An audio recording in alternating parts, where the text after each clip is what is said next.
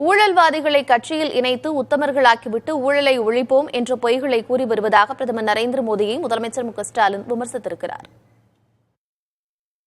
கடந்த 2014ஆம் ஆண்டு முதல் பாஜகவில் இணைந்த எதிர்க்கட்சித் தலைவர்கள் 25 பேரில் 23 பேர் மீதான ஊழல் வழக்குகள் நிறுத்தி வைக்கப்பட்டுள்ளதாக நாளேடு ஒன்றில் செய்தி வெளியானது.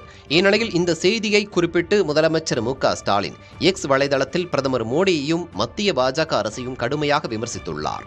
அவர் வெளியிட்ட பதிவில், பாஜகவுக்கு தாவிய எதிர்க்கட்சித் தலைவர்கள் 25 பேரில் 20 பேர் மீதான ஊழல் வழக்குகள் நிறுத்தி வைக்கப்பட்டுள்ளதாகவும் 3 பேர் மீதான வழக்குகள் மொத்தமாக முடித்து வைக்கப்பட்டுள்ளதாகவும் குறிப்பிட்டுள்ளார்.